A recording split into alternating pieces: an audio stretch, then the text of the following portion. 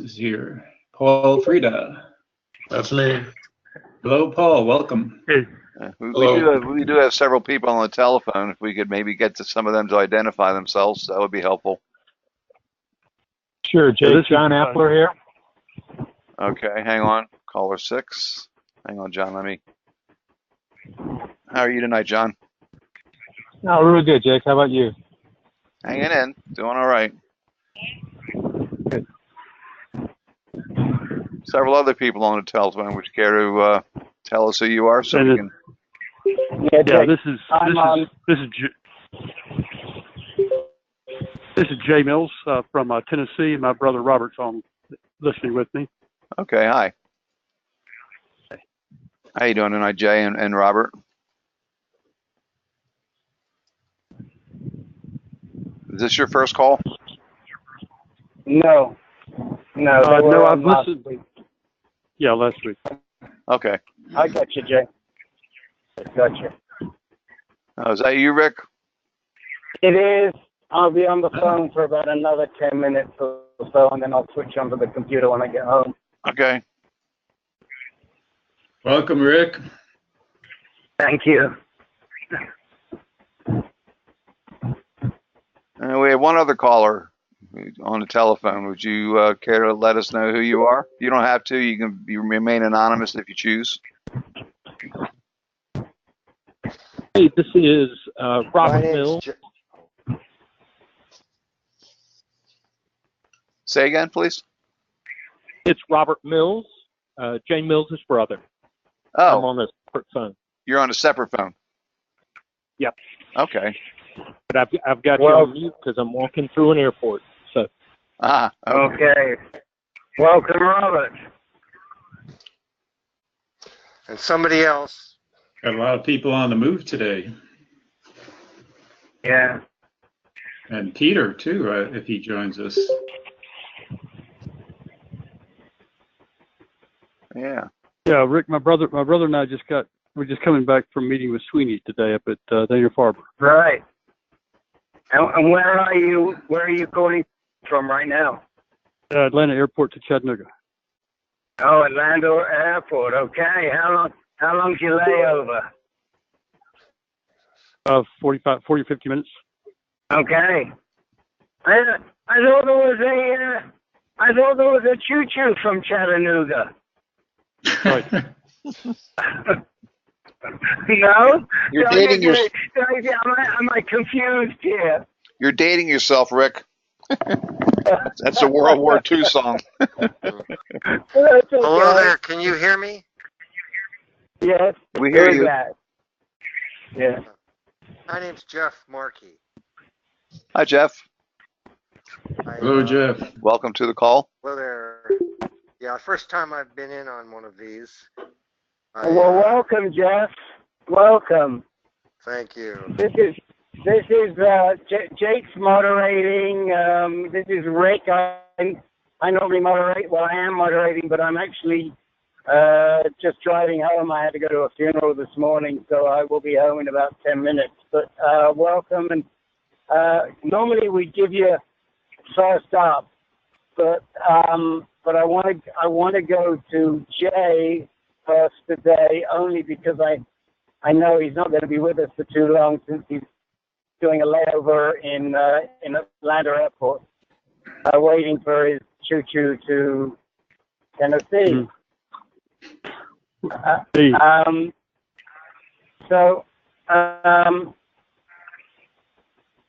see. Who do we have on the call, Jake? Okay. So far, we have Brian, caller 9. Was somebody on the telephone just called? If you care to identify yourself, sir. Yes, I'm Jim McCoy in San Francisco. Tim McCoy, T-I-M? Jim. Okay. Jim McCoy. I'm sorry. Oh, Jim McCoy. Oh, there's a voice from the past. Hello, Jim McCoy. Hello, RD. Great to hear you. Okay, anyway. Everyone? Anyway, Rick, we have me, somebody waiting for name on their computer. Yeah. I don't know who that is. Brian. Might be me. Might be Peter. Speak Oh, again. it's Peter. Okay.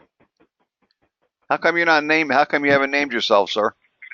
Because I have a new computer and it seems to be a different program, and I can't figure out how to get the list up. Oh. That's Peter. Okay. Anyway. How are you? Aloha, Jim. I'm sorry. That was, Say again? that was an aloha to Jim McCoy from Peter Casca in Maui. Hey, Jim, Peter's this in is Maui. Jeff. This is Jeff Markey. Same initials, and I'm from San Francisco too. So there's two JMs from San Francisco. Oh, 2JM. Okay, and what was who was the other JM? Jeff Markey. Jim McCoy. Jim McCoy and Jeff Morgan, correct? Jeff Markey. Martin. And Okay. Jay Mills. So we had a lot of Okay. JMs here tonight. Okay. All right. And so let's get cracking, and then we'll clean up in a little bit, because I really would like to give Jay and his brother Robert a chance to speak before they get called for that fight. Okay. Jay and Robert, first of all, one thing I just want to say to Robert is that, I know we know nothing about your history, Robert, but the one thing we want to tell you is, sadly, because of your loving brother, you are now at high risk, if you didn't know that before. So we just want to make sure you know that, and you get your PSA checks, and you continue to monitor that PSA on a very regular basis, assuming, and I'm hoping this is the case, you're not already diagnosed with prostate cancer. Or maybe you're the bad brother that brought it to Jay. We'll find out in a second. But anyway, Jay, why don't you just give the guys on the call a very quick resume of your background, and then tell us how you did with Chris Sweeney, and if you're any closer to making a decision as to which way you want to go.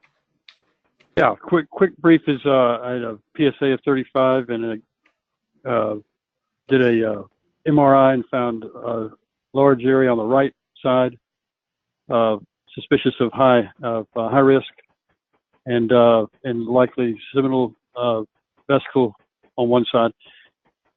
The biopsy, 13 cores showed up, 4-4 on one side, 3-4 on the other. Then and a lot of it on the 4-4 side. Then had and the MRI also showed what looks like 2 bone lesions, small, 4 and 5 millimeter, 4 to 5 millimeter on the L5 and the ischium. Then the bone scan showed just the one on the L5. Then had a choline PET scan, C11 at Mayo. All of this was done at Mayo, and that showed no uptake other than in the prostate in both seminal vesicles, suggesting that both of those are as well involved. So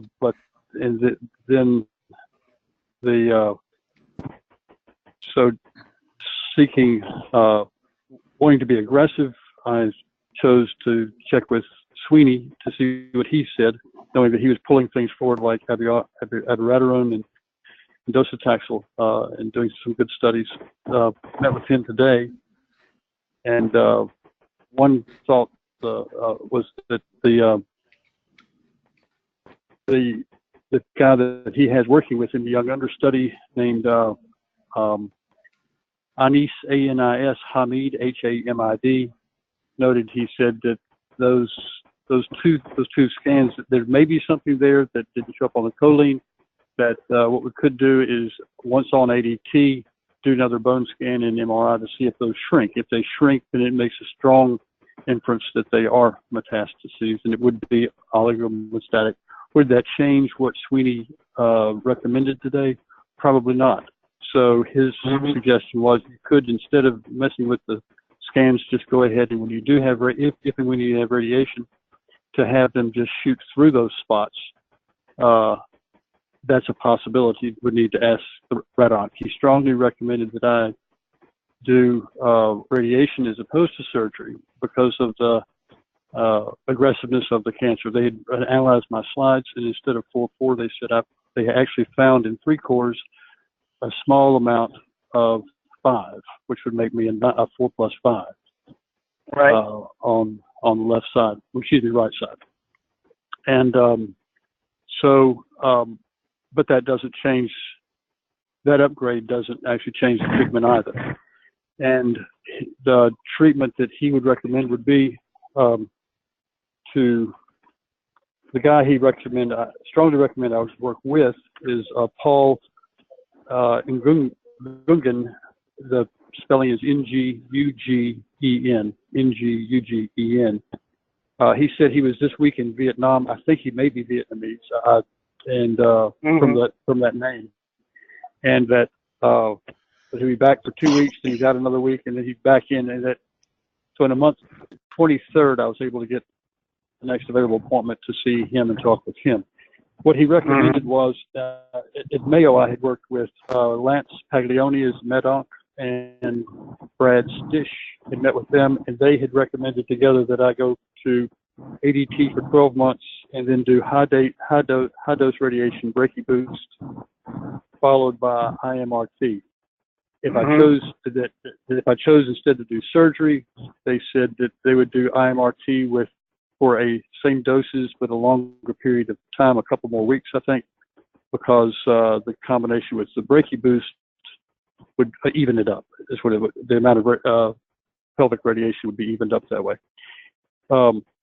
Today Sweeney said he would recommend ADT plus bicalutamide daily, 1 pill, Casodex for 24 months, and that would do 2 months of IMRT to the pelvis, followed by probably by the end. Again, this is up to the radiation oncologist, but he thinks that he would probably do low dose radiation brachy boost at the tail end of the pelvic radiation, and or succeeding it. I don't know which. And I want to ask you, Rick, what you mean by that. But then he said follow up after that. He said it would be to do 6 courses of docetaxel every 3 weeks times 6, 4.5 months of docetaxel if you wanted to get aggressive with it. And he said that the jury is out on the studies so far that do not demonstrate that would be beneficial with if you had heavy metastases, both abiraterone and docetaxel up front are good, demonstrated demonstrably, but that with high risk, it's still, the jury's still out. It's not sampling so far ahead, and they're doing a retrospective study right now, putting together 3 other studies of 400 each, making it like 1,400 people, and that they're starting to analyze that now. And and I don't know how much of it's a hope of his or how much of it is a good read of the data before it's crunched. That he thinks that there's likely to be a benefit, although he's uncertain, and that will take another year to tell. It'll be about 6 months out when I finish it, if I choose to do that. That's all. What did you say about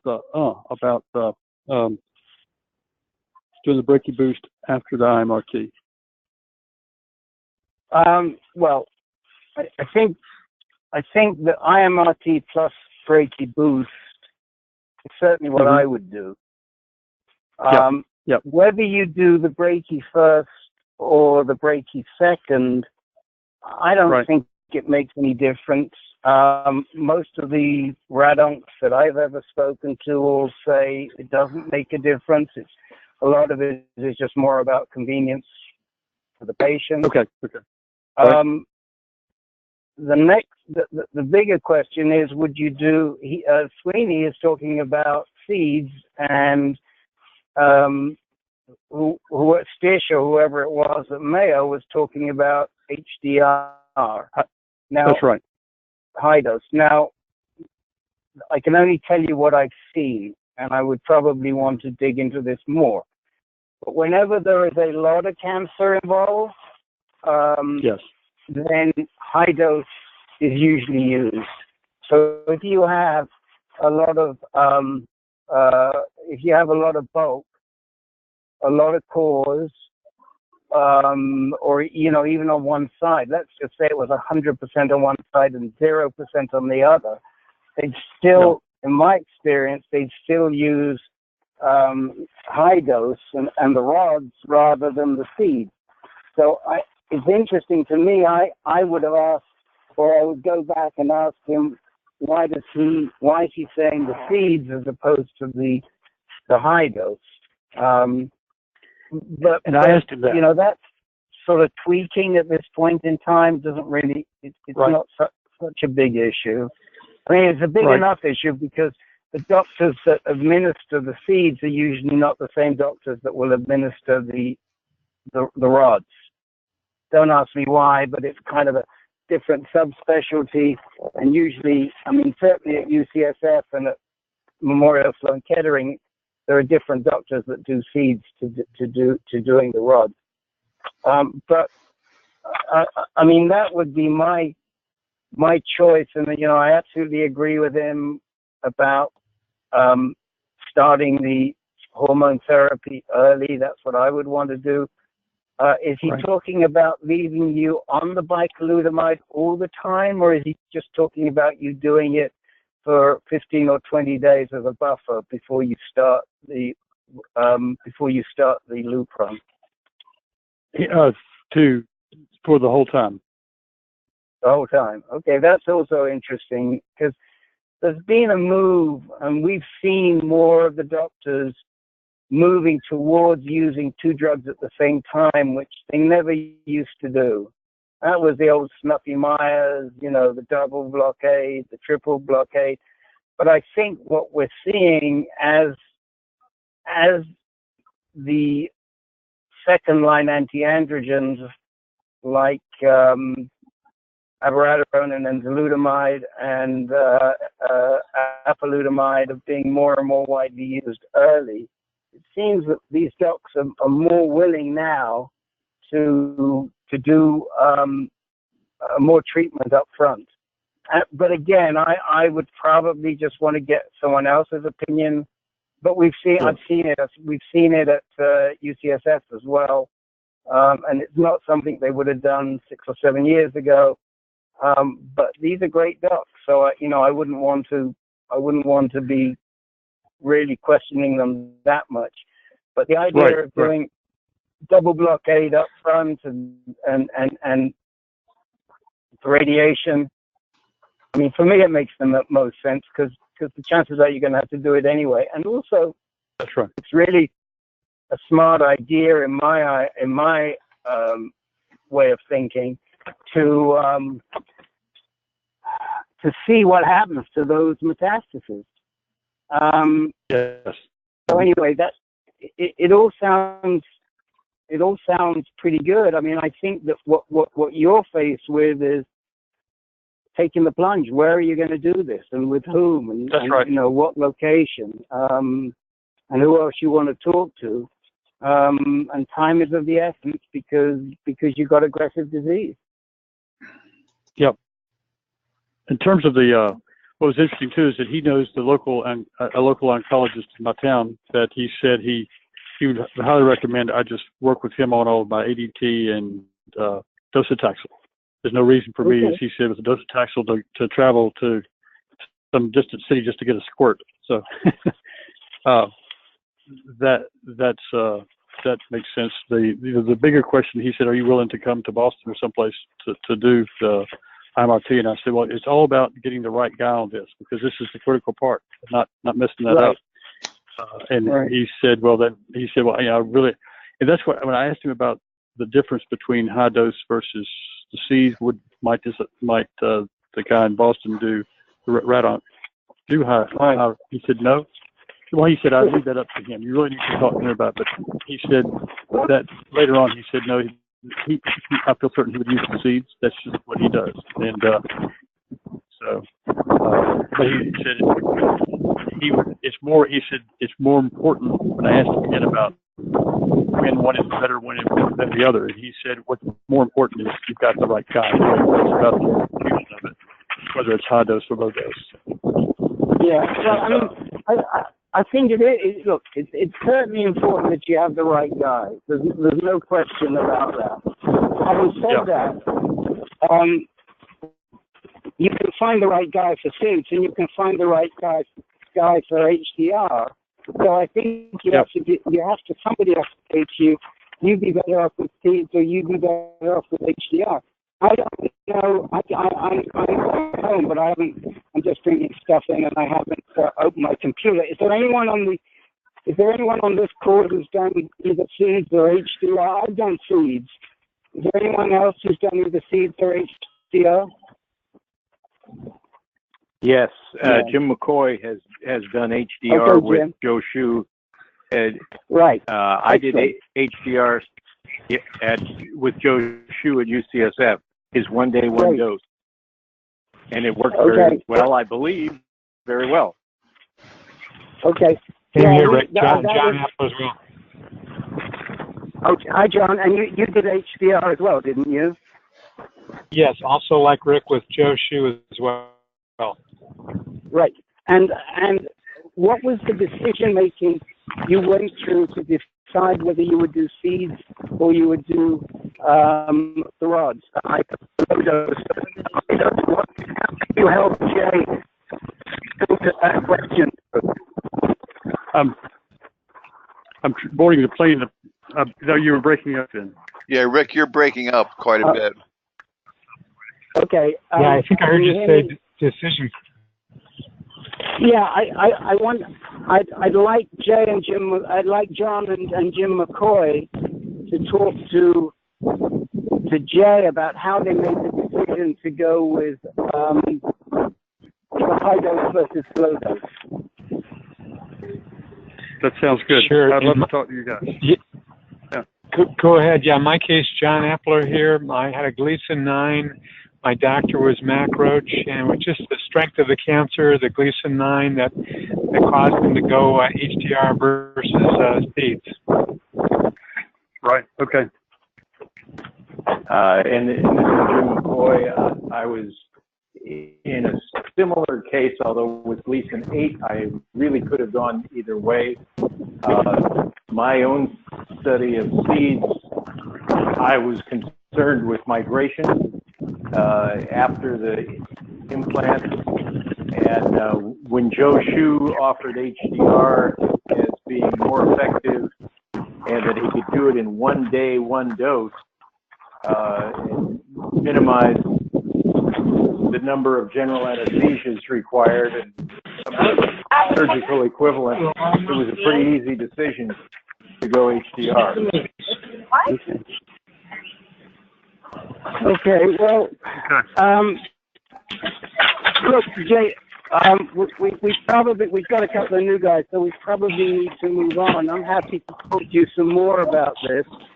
Let me just check in with Robert. Robert, can I ask a quick question? We've got some bad background noise there. No, I'm 3C. Yeah. Hello.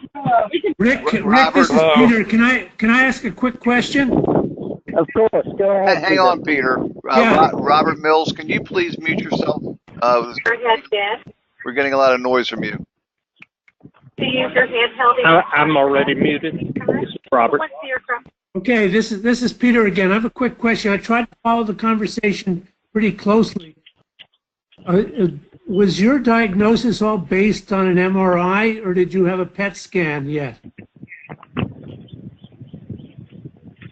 Were all these Mets picked up just on an MRI, or did you have a PET scan for a baseline? Jay? Jay, are you with us still? Yes. Yes. Did you have a PET scan? Say again? Did you have a PET scan? Yes, a choline PET scan. Yes. Okay. C11. I wanted to know. Okay, so you have a baseline. Okay. Yes. Okay.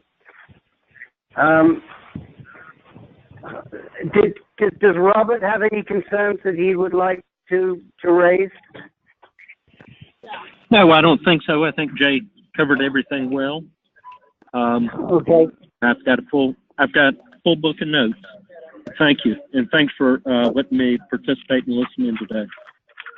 Yeah, first of all, you're always welcome, and secondly, please, if you have not been tested, please test yourself, at least a PSA test. Yes, sir. I'll stay on top of it. Thank you. Thank you. Okay. All right. And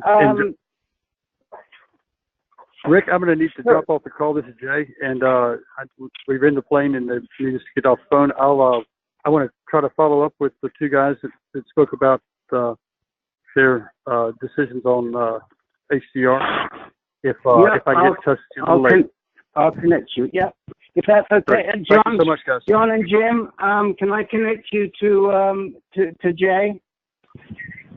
Absolutely. Thank you. guys. Yeah, we'll take care of it. Okay. Good night, everyone. Talk to you later. Good night. Have a good flight. Good luck. Okay. I'm inside my house and I'm about to switch my computer on, so I'm just going to hand over and when I come back on, we'll welcome the new guys and we'll go through your diagnosis. Jake, do you just want to do a little bit of cleanup in terms of who's on the call, etc.? Well, we've got everybody identified. Oh, you do? Okay. Len is here too. He's taking notes. Okay. I am recording the call. We've got everybody identified. So, do you want to? Okay. Well, Len, why don't you welcome? We got two new guys. Why don't you welcome them and start getting some info? Okay, I'll do that. Thank you. So let's see. Was Jeff Markey new or Jim McCoy? Yes, I don't recall. I am Jeff Markey. I'm new. Jeff Markey. Okay, Jeff. Well, you've seen how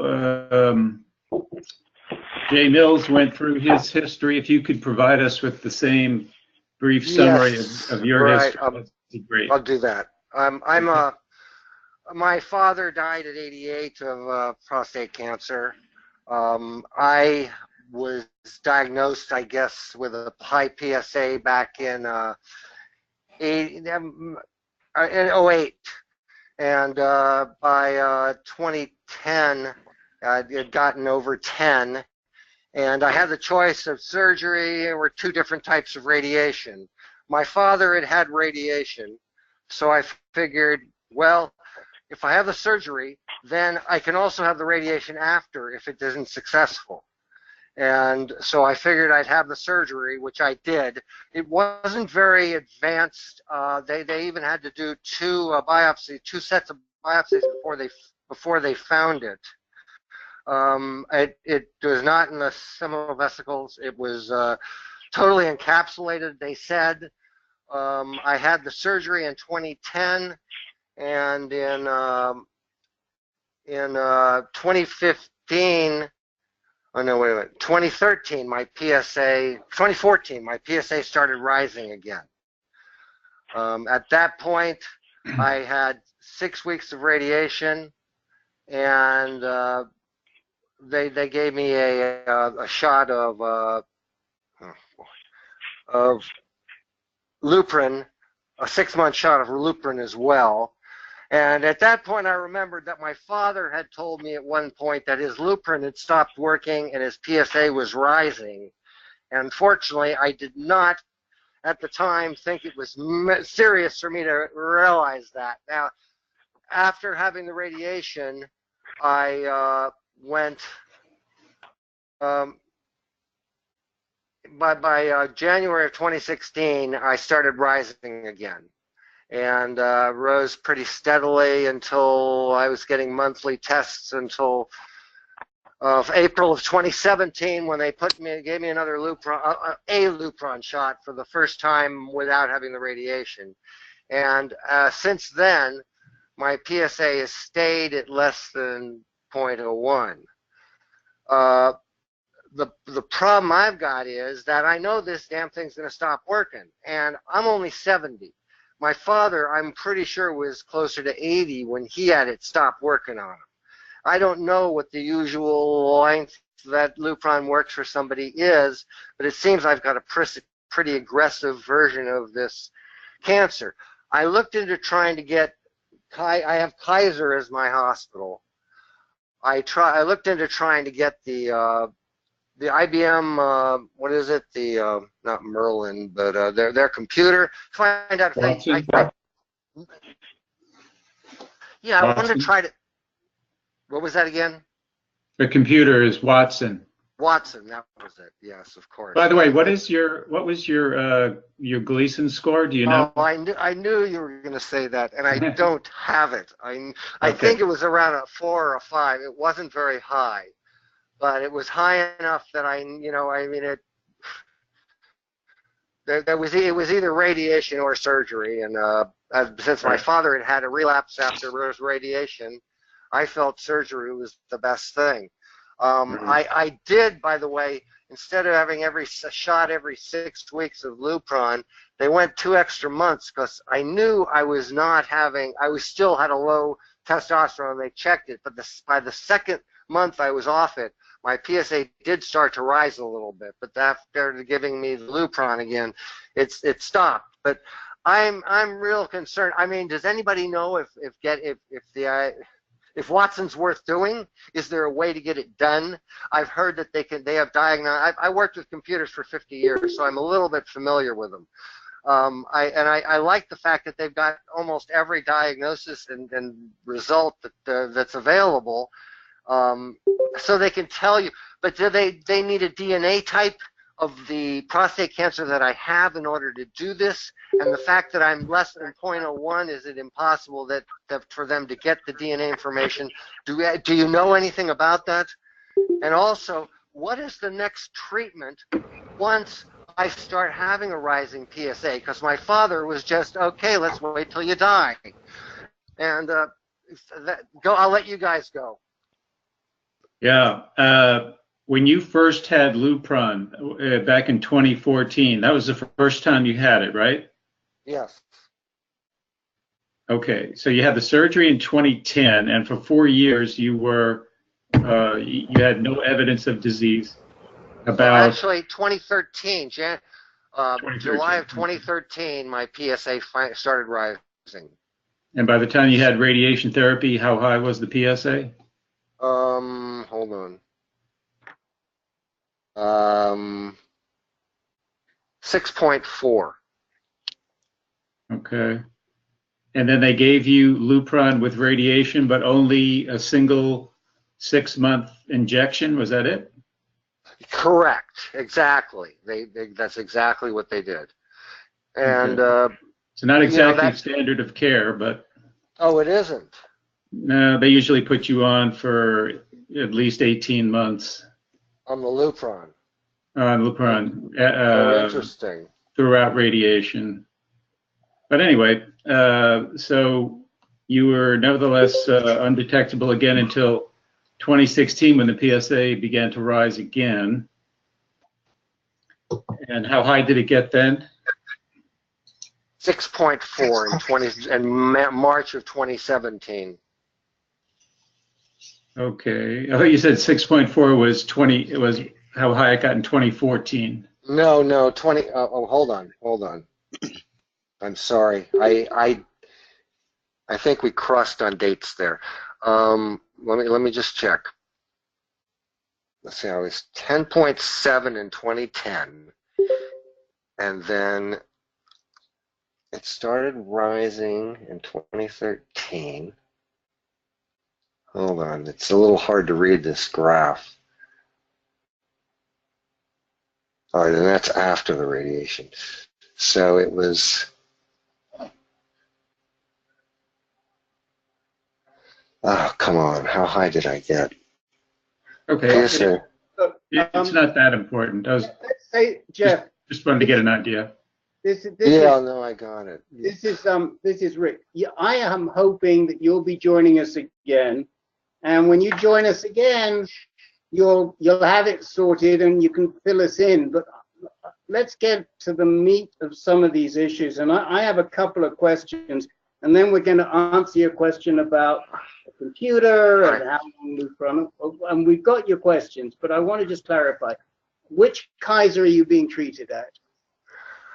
The surgery was done. Well, I'm in San Francisco, so my one doctor is in San Francisco, Martinez, and they've given me a second doctor because of the advanced issues, Harstak, she's in Oakland. Right. So let me just tell you to put your mind. And have you met yet with Andrea? No, I haven't. Okay. So let me just put your mind at rest. She's outstanding. I'd have no hesitation in seeing her myself. I'd have no hesitation in referring her. I've referred many guys to her who are in the Kaiser system. In fact, we've even referred guys in the Atlanta Kaiser system to her.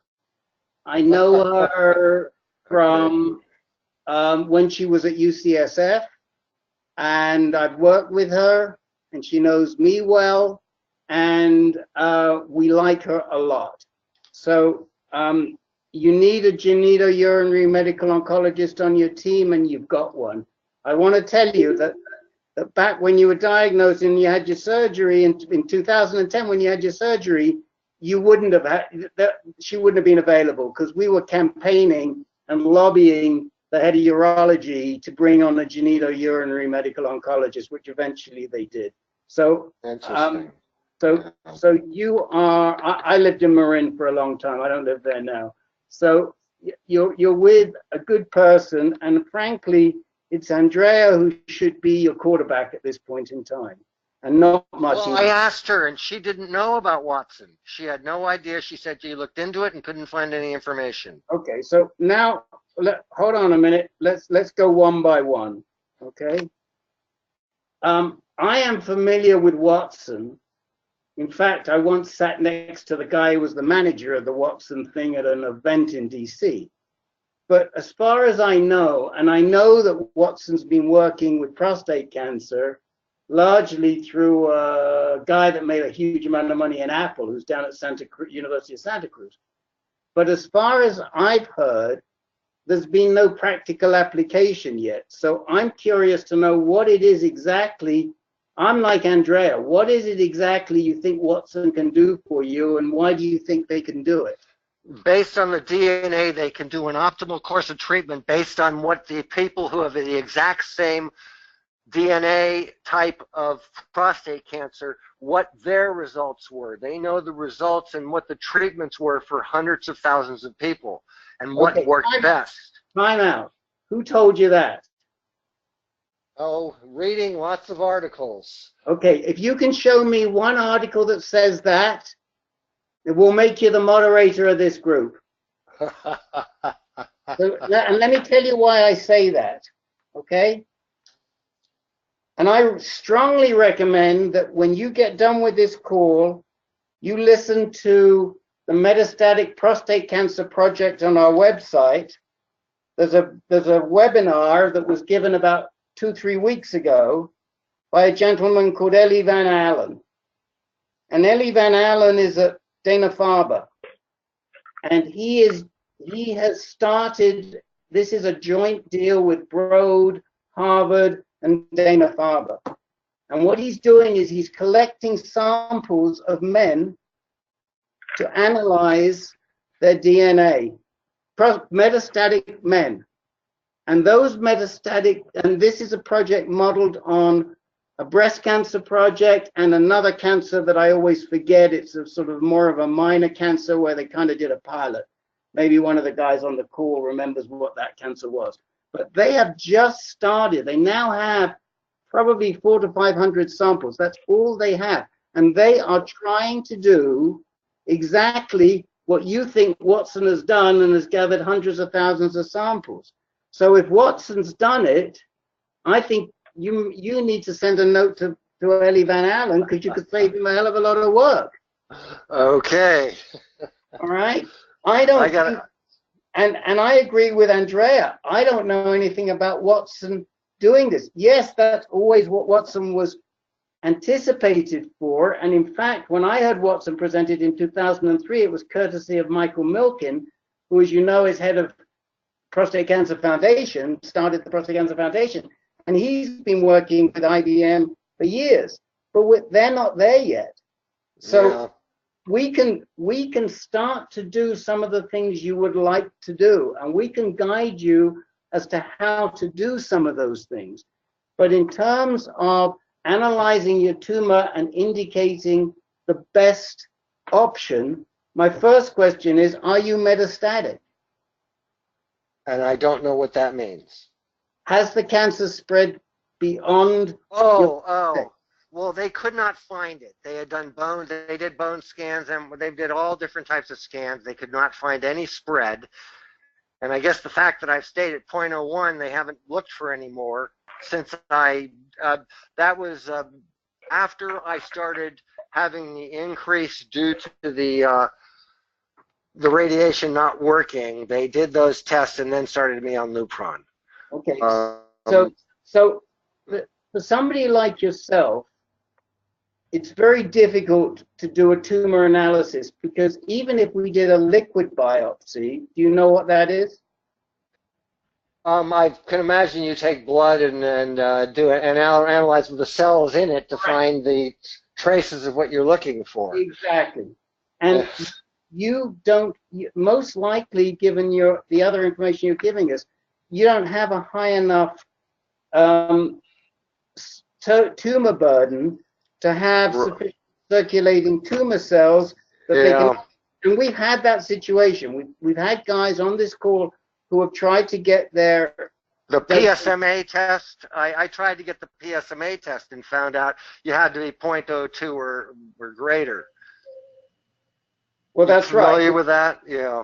Yeah, we're familiar with the PSMA test that's available at UCSF. Is that what you're talking about? Yeah, Dr. Hope, I guess it is. Yeah, and I will turn that. I'll let Peter talk to that in a moment, since he just did that. Oh, really? So, yeah. So we're on. Believe me, we're on top of a lot of these things. What I'd like to suggest, and one quick question. Any idea how long the Lupron will last? Yeah, we'll get to it. We'll get to it, okay? But let's suggest a plan of action for you, and then I'm going to turn it back to Len, and he can talk to you about how long the Lupron lasts, and Peter, he can talk to you about the PSMA test and all this stuff. But the plan of action that I might do if it were me, let me just ask you, what other cancer history do you have? None. In your family? None? Well, my grandfather died of kidney cancer when he was 40, but nobody else in the family everybody else has lived into their 80s or 90s. Okay, so you have you have a little bit of and was that the grandfather on your dad's side who had prostate cancer, or on your mother's side? My father had prostate cancer. On my mother's side, her father had liver cancer. Okay, so wait a minute, and who had the kidney cancer? Oh, I'm sorry, I meant God. I meant, wait a minute. No, he had liver. My mother's father had liver cancer. Okay. So I don't think okay. If you by the way, my grandfather, my father's father, lived till he was about 97, and he had a huge prostate but never got cancer. So, all right, go ahead. Okay. So, Len, these Italian families drive me nuts. Me too. Yeah, okay.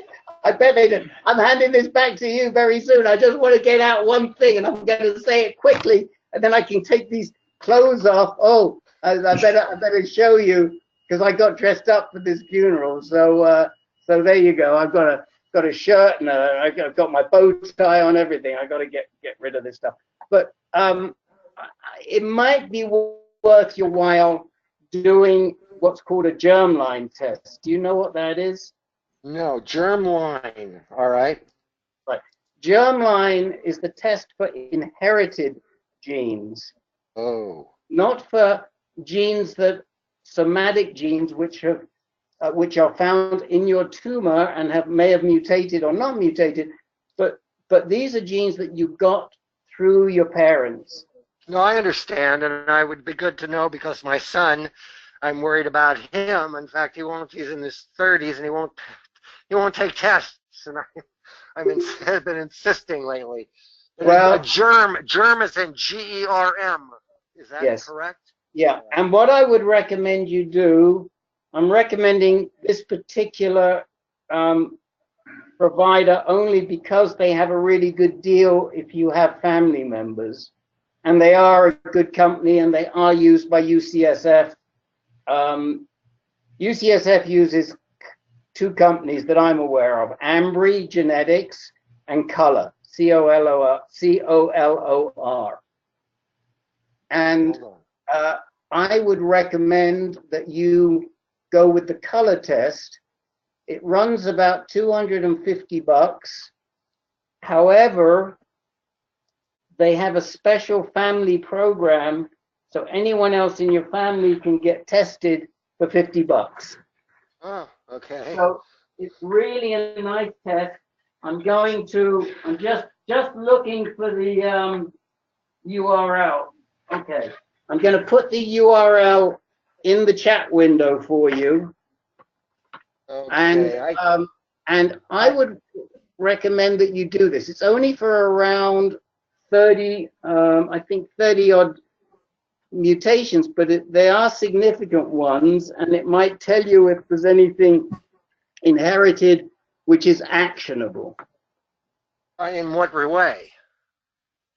Actionable how? By using the tools that are available on the scientific tools that are available for shrinking or attacking types of prostate cancer? Is that what you're getting at?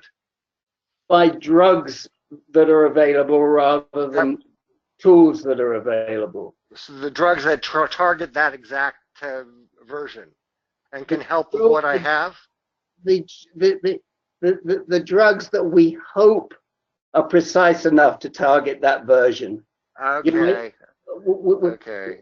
This is precision medicine that we have to talk about, at least in my mind, in fairly loose terms, because we're never 100% sure, and there are genes that are in the pathway, and some people have the mutation, but it doesn't work. Other people don't have the mutation, but it does work.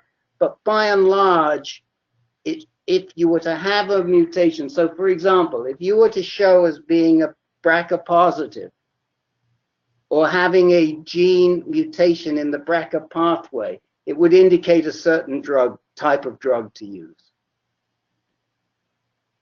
Okay.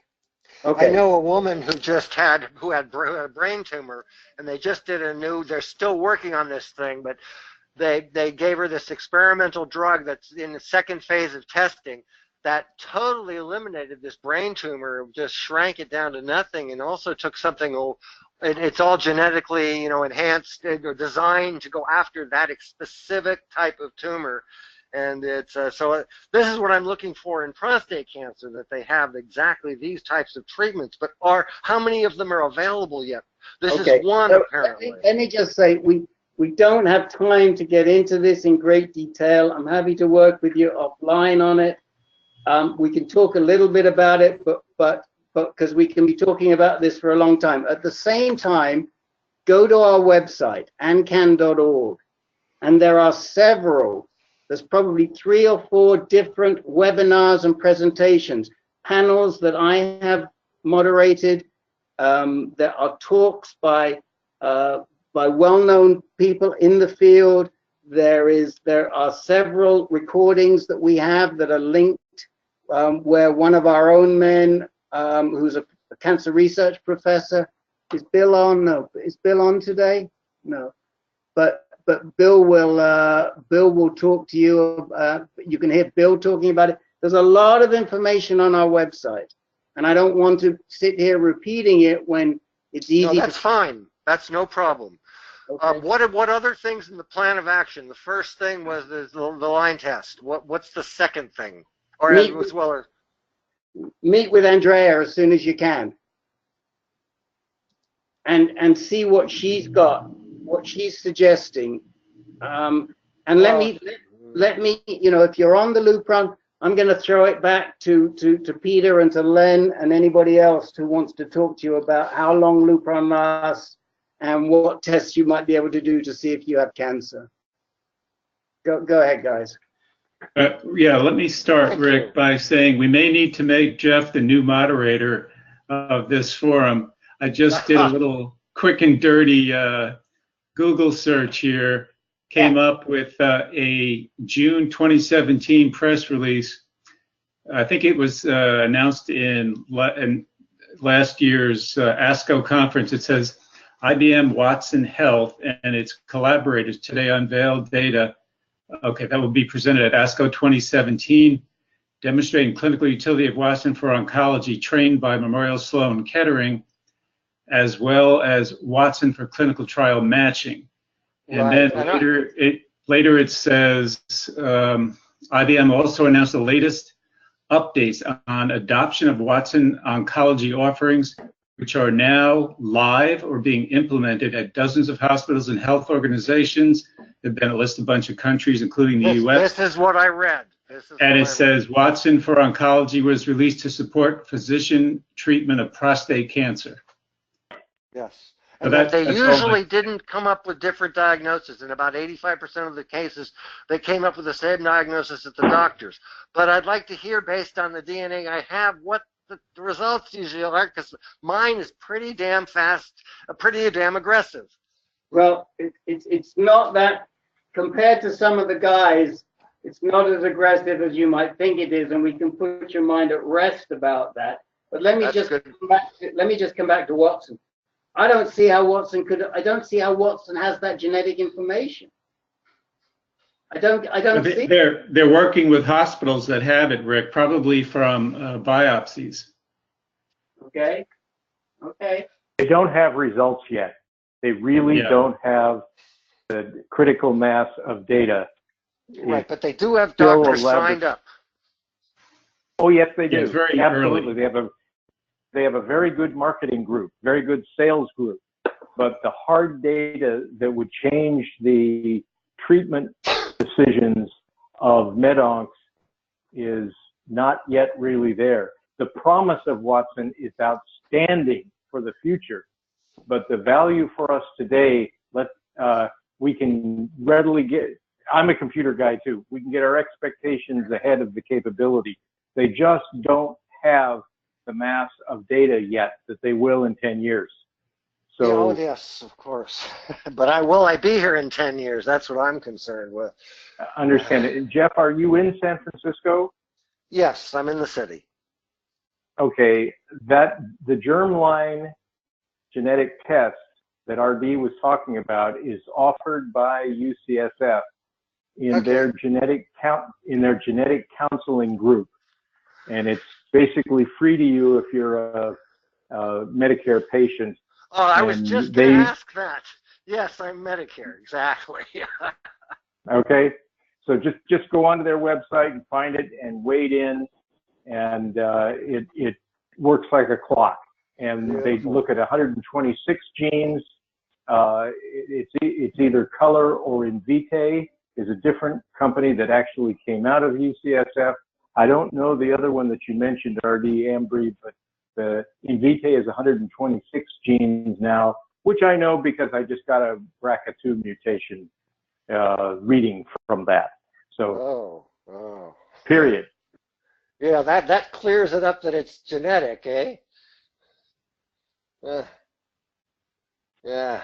It certainly indicates a driver, but I don't know what else to do with it. But it is valuable information to get that can cause more questions than answers in some cases. But if you've been around the computer world, you want more data than you want to know rather than not know. Exactly. Okay, who is is it there? that's speaking? Jake, do you know who is telling us about the? Yeah, sorry, coming off of mute here. This is Jim McCoy, Jim McCoy. In San Francisco. Yeah, that was Okay. I knew who was speaking. Sorry. The real McCoy. Yeah, the real The real- McCoy. Yeah. Jim, the other company is Ambry Genetics, and I know that Peter will testify that UCSF also uses Ambry Genetics, correct, Peter? Yes, and it was valuable information for me too. I want to address some of your other concerns, Jim. Number one, I think you're doing fine. I would not at this point be really concerned about how long Lupron is going to work, because there are other drugs, there are second line drugs that can fall in and back of that. I'm on one called Zytiga right now. So you've got years to go. I'm your same age and I'm a little bit ahead of you. My cancer's already just gone metastatic. So I want to tell you a little bit about caution, because someone was on our other call yesterday, about getting one of these PSMA PET CT scans at the same level where you are. And he did it and it came back negative because his numbers were so low, like yours, at 0.01. And of course, go up anything. So I think you'd be jumping the gun to get one of those scans at this point. You need to track your PSA, and if it starts showing that you're doubling within 3 months, that's what happened with mine. Mine was. I was doubling every month. Huh? I was doubling every month. You just told me you were 0.01.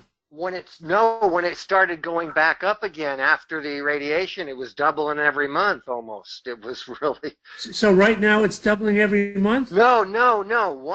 Once I started it back on the Lupron, it went down to less than 0.01. But mine was, I mean, if it starts doubling, it's probably going to be doing it every month or 2 months, not 3 months. That's what I'm getting. Okay, then you probably should have had the PSMA scan before you started the Lupron. Yeah, I didn't know about it. Now that you're on the Lupron, it's not going to do you any good. Yeah, they told me. I have to be over 0.02. Well, I think you want to be probably over 0.2, not 0.02, 0.2. Or 0.1 or something like that, or 0.2. Yeah. I meant 0.2. They have to be at least that. Yeah, so just track it, and if it starts going up again, it might be a valuable thing. And that might be indication that the Lupron has stopped working. But if it's working now and things are held in check, you should be okay for a while. And again, if the Lupron stops working, they could probably put you on Zytiga or enzalutamide, and you'll go along for a while on that. So don't worry, you've got years to go before anything's going to happen. So well, that's good to hear. Same age as you. I'm the same age as you, and I'm not sweating this. I plan to be around. Whoa. Did he drop off? No, I think Jim McCoy dropped off and just came back, is my guess. That's my guess, but we'll figure that out in a minute. Don't worry about it. Peter, I'm back. Thank you. McCoy's Thanks. Back. Good. Because we want to talk to you about your BRCA. So don't go too far, Mr. McCoy. I'm here. Good. So look, I think we have one other new guy on. So let's just Jeff. That's fine. Go ahead. If you would like to, two things. One is I put the flyer, I put the URL for the color family program in the chat window for you, so you can get it from there. As Jim points out, you could probably get it through UCSF. I don't know if you can get it through UCSF if you're not a UCSF patient, though. So, Oh, really? Oh, okay. interesting. However, Kaiser offers it, and you have to put the full court press on Andrea or your PCP and tell them. They will make you go through a seminar before they do it. And I don't know who runs the test. Okay. I don't know who runs the test for them. Okay, very good.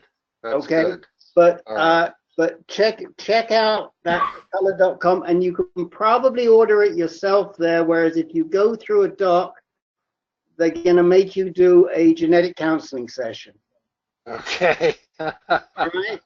All right. And, thank you. Because I actually talked to the rep about that, and you know it's a little sketchy, but I think you might be able to get around it if you're willing to do it, because you know, in Peter's case, for example, he found out stuff that was not truly related to his prostate cancer, but related to another cancer. And some people don't want to know that stuff. I mean, I don't know why, but they don't. Well, I would. Now, if you would like to continue to, how did you find us, by the way? Just searching the web for prostate cancer support groups. Okay. And then that brought me to the site that has all the meetings all over the country. But below that, they brought up that they had online groups for advanced, right. And that's exactly what I was looking for. So, okay. If you would like to continue to participate, please send me your email address. I did when I signed in here. I put my email address. Do you get that?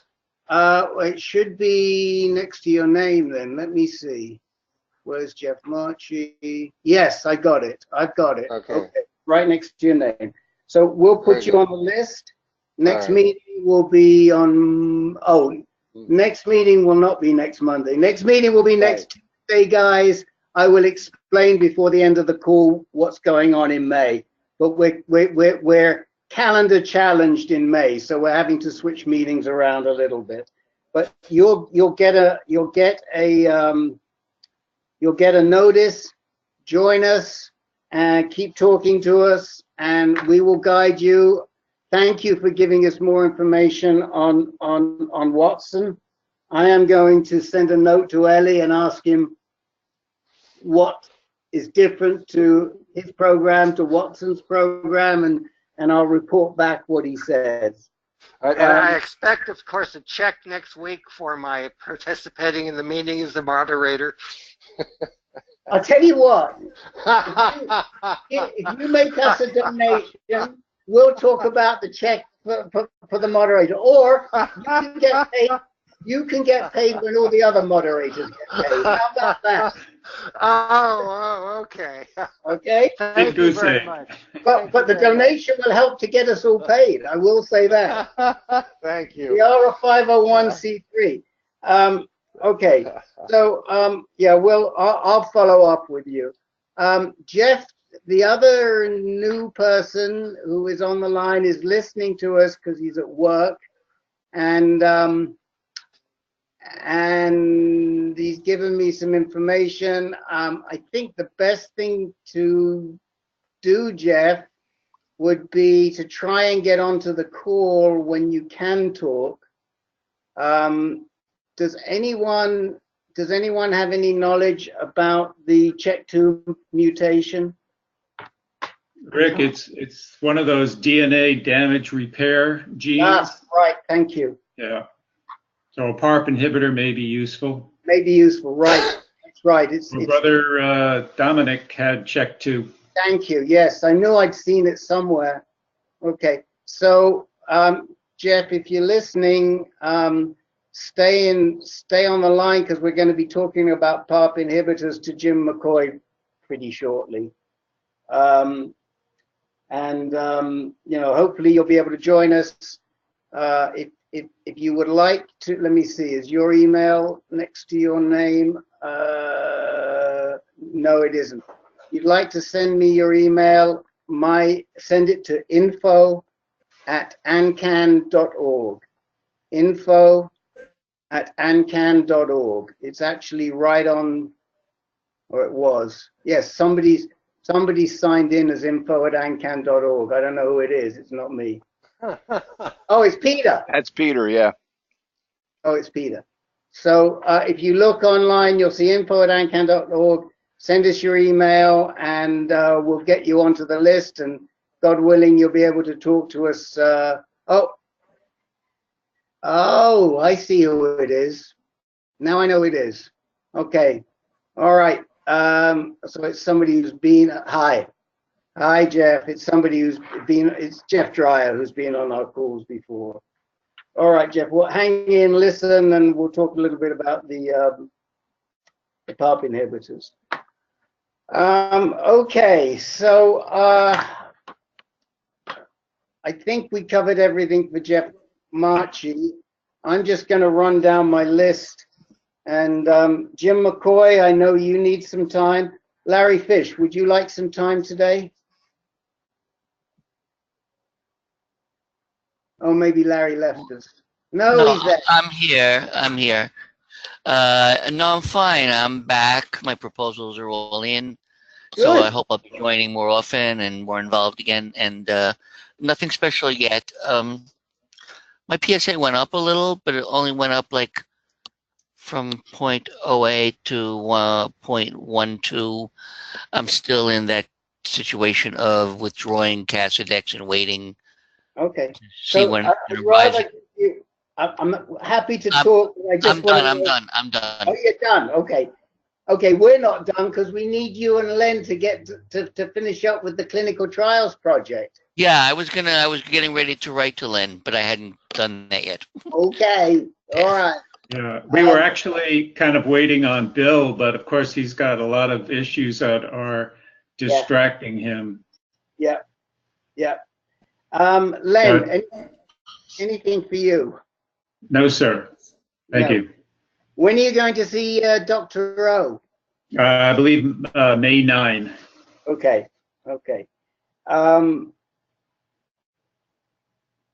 Frieda, anything for you today? Yeah, I got a quick question on people's experiences with side effects. Okay. Mr. Van Zandt, are you still with us? Yes. Oh. Yeah, I'm here. Anything you'd like to talk about? Nothing that pressing, no. Okay.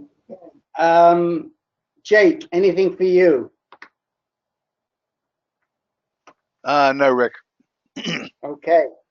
And let me see, who have I missed? I must have missed somebody.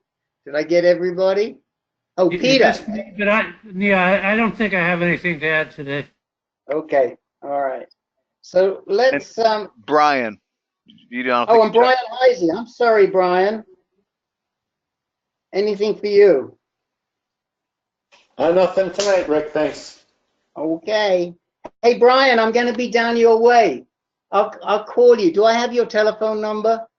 Actually, yeah, it's funny. I was just reading that. I was going to ask you about that, but we can talk offline. Yeah, I'll call you afterwards. I'm going to be from tomorrow through Sunday. I'm going to be at the Swiss Hotel. Okay. Okay, maybe we can meet. That would be great if we can. All right. Okay. Send me your. I'll look. I'll tell you before the end of the call if I don't have your telephone number. I think I do. Okay, Jim McCoy, you are up. Tell us about this BRCA mutation that you found. That's it. I'm 3 years out of since diagnosis, Gleason 8, PSA 16. I had HDR brachy, followed with proton to the pelvis and all the nodes. I had been undetectable until December of 17, and I've been dithering with a PSA between 0.015 and 0.016 since, and did the family germline test at UCSF, and they came back and told me I won the 1 in 400 lottery, and I have BRCA2, which I understand means if I progress to need chemo, I'm better with platinum-based than taxane-based, and olaparib is a direct target to which or treatment to which I volunteered, and they said not yet. So I'm in the, okay, what do I do with this new knowledge state? Okay. Are you BRCA1 or BRCA2? BRCA2. Okay. Which from what I understand, and Len can correct me, is actually more responsive than BRCA1. And we don't have our expert on the call, Professor Bill, but I'm more than happy to connect you as and when the time is right. But his story is of interest both to you and to Jeff Dreyer, which is that Bill is a associate professor at Roswell Park in Buffalo, which is a NCCN, National Cancer Network, National Comprehensive Cancer Network hospital. And it's very well recognized, the same group as UCSF, I think Stanford's an NCCN, and Memorial Sloan Kettering, Dana-Farber, et cetera, et cetera. And Bill spent a lot of his research career looking at the BRCA gene and PARP inhibitors.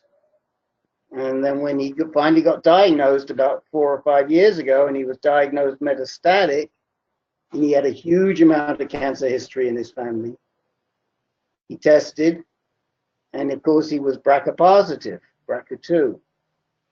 And he convinced his tumor board, remember this was about 3 years or more ago, and he convinced his tumor board to allow him to use a PARP inhibitor, of which he had a supply in the office. And he responded very well, and for 2 years or more, it completely suppressed his cancer, although he did have some pretty crummy side effects from his radiation.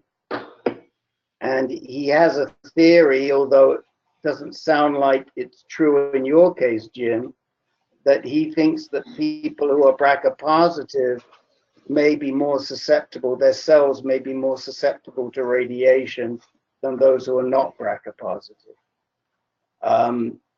But anyway, that treatment, the olaparib, seems to have been its usefulness is running out, and he's trying to find what to do next. He's had a bunch of discussions as to whether a more powerful PARP inhibitor would work for him, but right now he's doing pembrolizumab and Keytruda because he has the markers, I believe, for that too. But anyway, the bottom line to take out of all of this is that it's likely that a PARP inhibitor is going to be an additional piece of ammunition in your arsenal that will give you a good bit of time.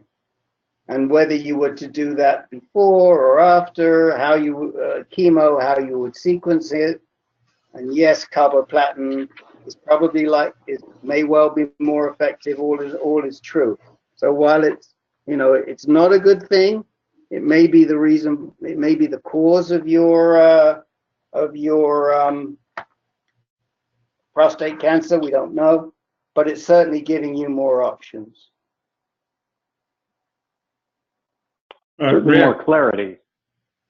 I'd like to ask if Jim has a somatic mutation or germline. Germline. So far, I know I have germline only, Right. and I have attempted to talk Dr. Durham at UCSF into getting my my Gleason 8 biopsy cores tested for somatic, and she says she's going to go to bat for me. That's all I know so far. So who's your doctor at UCSF? A new female to me named Durham, D-H-A-R-A-M. I don't know her. I didn't know her either. She's in this genetics group that is developmental therapeutics. Oh, okay. Are these people part of Larry Fong's immuno-oncology team? She speaks of Larry Fong and Felix Feng as Right. some of the guys that she takes characters like me to propose these different further diagnostics. Okay. Well, thank you for letting us know. This is and tell me one more time, what do they call themselves? Genetic?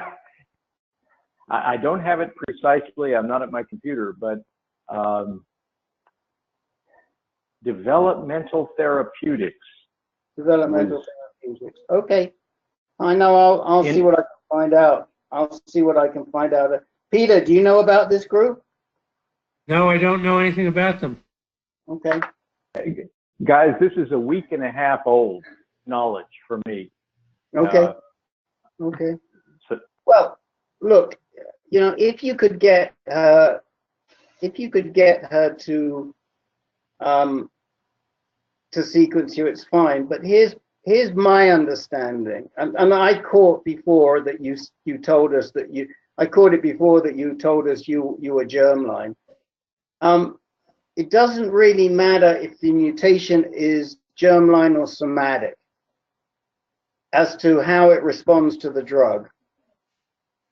And I've asked that question to several people, and I've gotten always the same answer. And to be honest, we don't always know where it comes from. So if you were to do a liquid biopsy and you had a very high tumor count, a very high tumor burden, we wouldn't really know whether you were somatic or germline. But in your case, given that you did a germline test, the likelihood is that it is germline and it's not somatic, because you don't have enough cancer in your system for it to be coming from the tumor. So whilst it would be interesting for you to know, my question to you is, if you knew that it was somatic, how would it change your treatment decision? It would not. I do not have a treatment course at this point. The guidance from Dr. Durham is to just wait for PSA rise. And as an engineer, that's a tough set of guidance. I would rather preemptively move on something. So that's my simple answer to that question. Jim, yes. Jim, this is Peter. I was in a similar situation. I had a germline test at UCSF several years ago, and mine came back with a mutation in a mixed match gene that was only 1% proclivity for prostate cancer. However, that particular genetic defect showed that it responds to an immunotherapy drug called Keytruda. Oh, yeah. I asked my oncologist, I said, well, what about, should I start Keytruda? And he said, no, that's not the wise thing to do right now. For one, some people have strong reactions. And he said, maybe down the line, if your cancer metastasizes enough and this thing starts getting out of control, then we could probably put Keytruda into play. But right now, no. But they did at my oncologist's office, they did do a test for me to find out, the mouth swab to find out if I could tolerate Keytruda. I haven't got the results of that yet, and I'd never heard of this thing before, but they pulled it out of the closet. They had it on hand there. So I'm kind of in the same situation. I know that there is a drug that could, an immunotherapy drug that could maybe help me, but I don't have access to it at this point.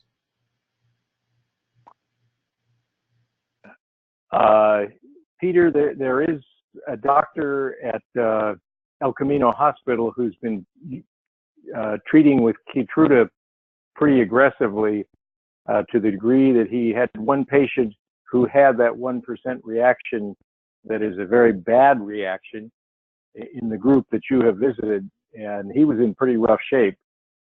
So there's no meat in what I'm telling you there, other than the occasional not so good side effects do happen. And right. I got reminded of that very strongly about olaparib also, that 1% of the patients treated with that get induced leukemia. Right. So yeah, that's why I'm proceeding. There's no free, yes, there's no free lunch. Right.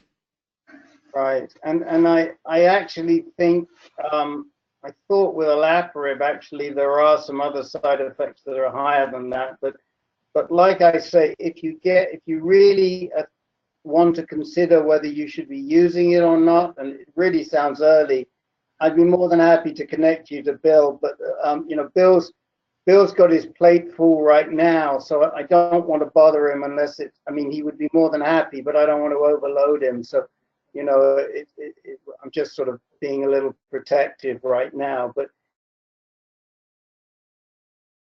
and there are very few people in the country that are more knowledgeable about BRCA and prostate cancer than Bill Burhans, I would say.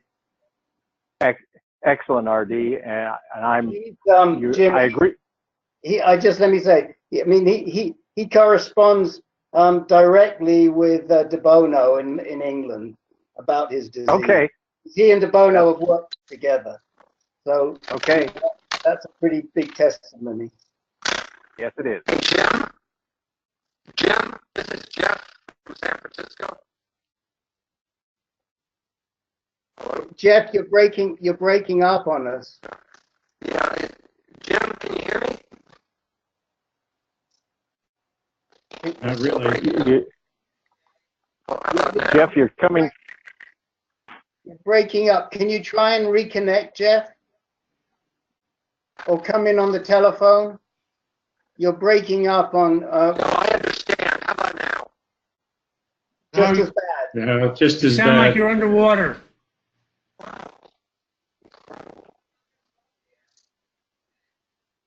Dial in, and we'll give you time to talk to. I just wanted to let Jim know I'd like to contact him since we were both in San Francisco and he knows places to go. Can you hear this? Yeah, we can hear you. Jim, is that okay if I connect the two of you? Yes. Just send him my email address. Okay, I will connect you. And you can send him my email. Yeah, great. Okay, I will connect you, and then let me write the other one down. I've got to connect Jay to Jim and John Appler. No, it's Jeff, not Jay. I know. No, I'm talking about from my earlier one. I'm now at a desk where I can make notes. I've got you.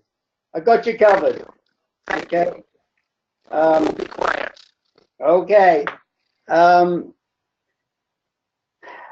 Is there anything else we can address right now, Jim, or can we move on? Or is there anybody else who'd like to say anything to Jim before we move on? Yeah, actually, Rick, I would.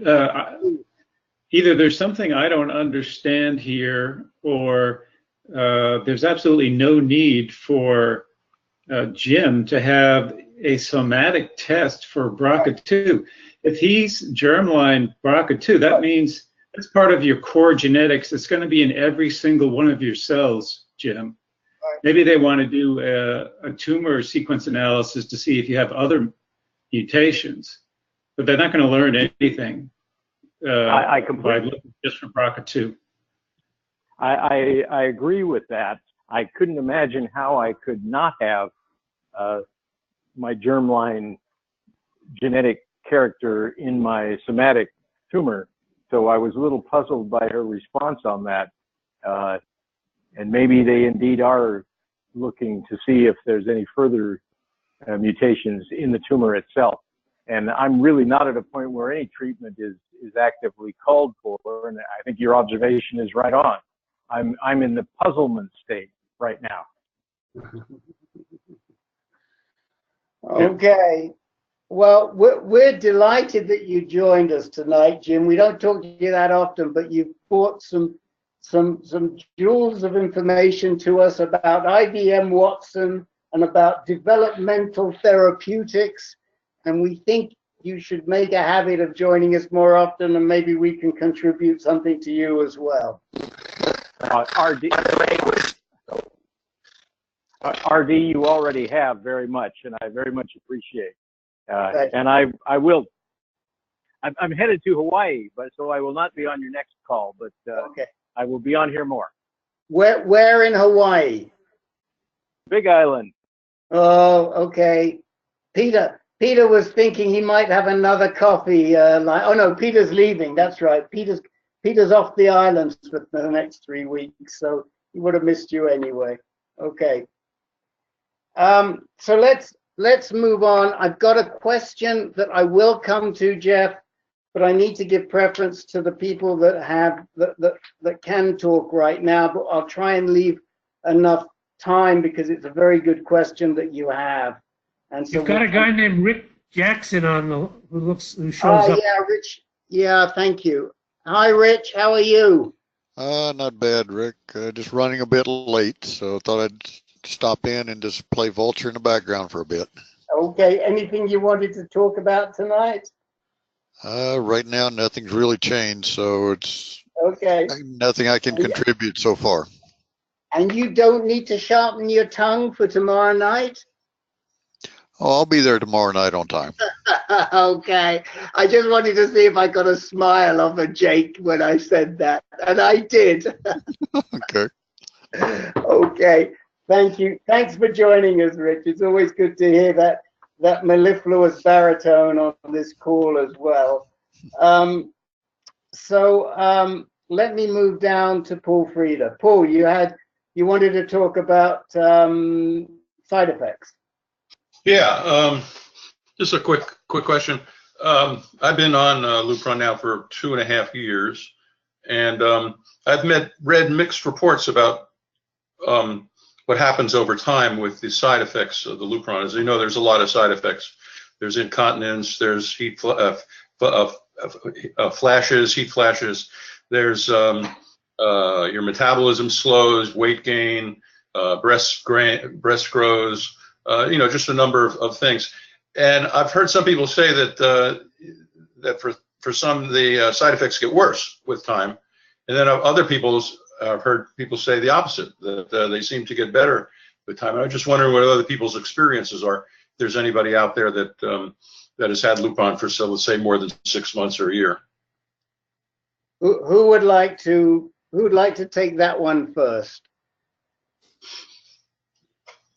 Well, Jim McCoy I would say that you tolerate it better with time. I'm not sure that the side effects get any different, but your tolerance to it, in my experience, is much better. Okay. And you learn to live with it better. Yeah, Jeff, hold on 1 second, Jake and Peter. Peter, come. Jeff, we really can't hear you, and you're coming through gravel voice. I gotcha. We have to ask you just to mute your phone, mute, or else please try dialing back in or come in on the telephone by all means, and then we're happy to contribute. But it's just it's difficult right now. Thank you. Peter, go ahead. Yeah, I don't think it's just in your head. I think you actually somehow do tolerate it better. At least that's what I found. I was on for 18 months, and I'm back on now on Zytiga. I think you just handle it. You handle it better. The side effects don't quite get you the same way as in the beginning. Okay. I would say there are things like the hot flashes. I think most guys feel that either they're tolerating it better or they are fewer in number and intensity. But certain other side effects like bone demineralization, osteoporosis, of course, that's going to be cumulative and that'll get worse unless you're doing things like exercise or taking the drugs that they have to prevent that. Yeah, so some get worse, some don't, some get a little easier to deal with. Who else would like to say something, or am I going to have to pick on them? It's Larry Fish. Okay. So I'm 3 years in with Lupron, every 3 months or every. What can I say? The hot flashes, first of all, they were very surprising in the beginning, and so I think they have lessened over time. And when they come, I'm more used to them. I'm really surprised if I get a bad hot flash. The weight gain for me has been a serious problem. I think I've gained at least 30, 35 pounds. And that's with exercise, not enough exercise. Exercise is really the key. In terms of everybody hear me? Can someone hear me? Yeah, we hear you. Okay. Then the bone aches and pains, they tend to get a little more degenerative. The knees, the hips, spine, back. Again, you got to do cardiovascular, even if it's not exactly, if it's not, maybe not really anaerobic, aerobic. Keep moving as much as possible. Any morning when I can get an hour of movement in before I go to work, that day goes better. And when I do it 4 or 5 or 6 days a week, that week goes better. And that's just a serious, solid fact that is surprising. As you may feel tired, the extra hour you put in, you gain back more than an hour, 2 hours, and less aches and pains. That's it. I think like Len said, the osteoporosis gets a little worse over time. But here I am 3 years in, still working full time, still get on my elliptical or go to the gym. Try to go to the gym a couple times a week, and you manage it. The sexual effects are bad worse for my girlfriend because I don't really have that much interest. Takes away your interest. It's like, wow, how do I bring myself to, take care of business when I really don't feel it? And of course, this penis shrinkage is really embarrassing. So I didn't really get into Viagra and other things. My girlfriend doesn't like artificial. I don't know what that means, but so that's the thing that I've just gotten used to being kind of a eunuch. Sexual eunuch, and it's okay. I'm enjoying life, and I'm waiting for a chance to come, to take a bat trial and be able to kick it up a notch. So that's 3 years in, and life is going okay.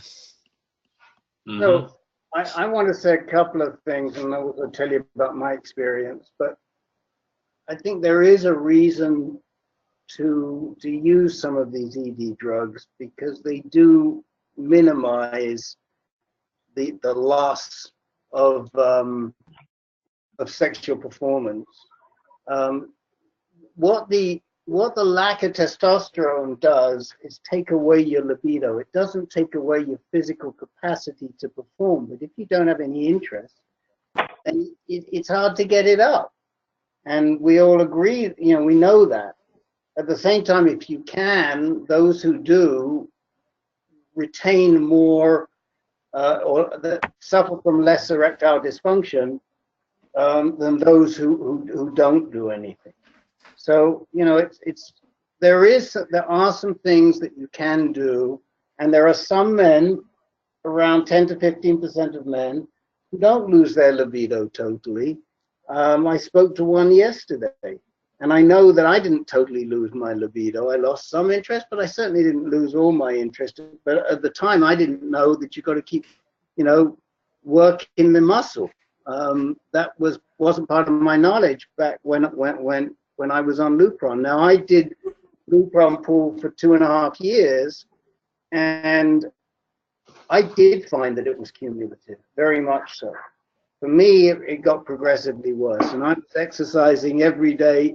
That to me was my job whilst I was on Lupron, to make sure I got my exercise in. And I did get progressively more tired, nausea, hot flashes. I mean, I don't think that there was anything at the end of that 28 months or so that was, you know, by the time it wears off more than 30 months, there was nothing that was easier to tolerate at the end than it was at the beginning. At the same time, I was 56 when I went on the drug.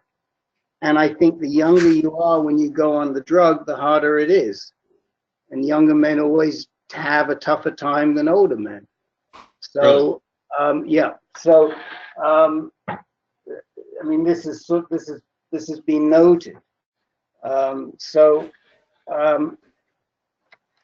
And you've got a lot of information. Is there anybody else? How about Jake? Do you not want to say anything, Jake? Yeah, pretty much everybody pretty much covered it. As far as the, I didn't actually gain any weight. I actually lost weight, but then I'm also taking metformin, and that's definitely helped me lose weight. As far as the breast enlargement, yeah, there was a little bit, but mine stopped at like a AA bra size, so it wasn't very. They never got really big. The impotence is definitely an issue for me. Like you said, there's just no interest in, no libido whatsoever. Hot flashes, they come and go. You know, as Peter said, you get used to them after a while. They become more tolerable. I've lost body hair. You know, like I can't grow a beard. I never could grow much of a beard, but it's even worse now than it ever was. And I've lost hair on my arms and my legs, underarm hair. And I'm not sure if that's Lupron or if that's the double and the secondary. Oh, come on. Pardon me? No, that's okay. It was Jeff Marchi. Jeff, if you can mute whilst we're not talking to you, it would help us. Thank you. So anyway, you know, everybody's different. Everybody responds differently, but I think, you know, the net result or the net conclusion is that most of the side effects are limited, and they sometimes get better or at least more tolerable. Okay. Yeah. Paul, what do you want to hone in on? Well, no, I just want to know if this is all in my head or you know, other people have this experience, because I hadn't heard before that the side effects would get worse. And this, Hey, but this is Jeff calling. This is Jeff. Just for my comment on it. I've been taking it for a year, and I've found in the last couple of weeks, I'm going to get a shot next month. My testosterone level is still 20 though, but I'm getting more hot flashes. The bed is getting soaked at night from my having hot flashes. I had to sleep on top of a towel. It's definitely gotten worse in the last couple of months. I get them hot flashes no more than 2 hours. I'll have one. Right. A lot of times it's every hour or so. So Chip, one of the things that we recommend, and it works for a lot of guys, and it's very non-invasive, and you might be able to get it through Kaiser. You might be able to get it through Kaiser, is acupuncture. And there are known acupuncture points for hot flashes. They use them for women, and I know several guys who have had good results. The problem is you have to keep going back about every 3 weeks, but I know guys who have gotten really good results. Okay. Maybe I'll look into that. I have a suggestion also. My hot, I don't know that my hot flashes are worse than other people, but I found that I need a fan wherever I sit. I have three fans. I have one near my computer, one near the TV where I watch TV, and one near my bed. And they have remote control, so when it comes, I don't have to get up or anything. I just hit the remote control, fan goes on, and then I feel much better. I have a fan everywhere as well. Fan definitely helps. I carry a portable. I carry a portable fan. Amazon's got, delivered to your door in a day for like $30, $40. Remote control, small little fan. Yeah. Jim McCoy, go ahead. Well, I was just saying I carry a little battery-powered rechargeable fan from Amazon that fits in my pocket. But after talking my Lupron side effects or ADT side effects with over 100 guys in different support groups, I've recognized that no two guys are alike. Exactly. And I had what I recognize now as a pretty extreme response where it was cumulative and got worse and worse and worse. And I had the hot flashes, well, more than 22 a day. The guy that was saying every 2 hours, less than every 2 hours, and all the other side effects. I gave up at 16 months. My target was 18 months, and I was just so down, and that I just bailed out at 16 months. The hot flashes alone were just killing me. I was not sleeping. Okay. So, stop the hormone therapy? Yeah, that's right. That's right. What happened to your PSA?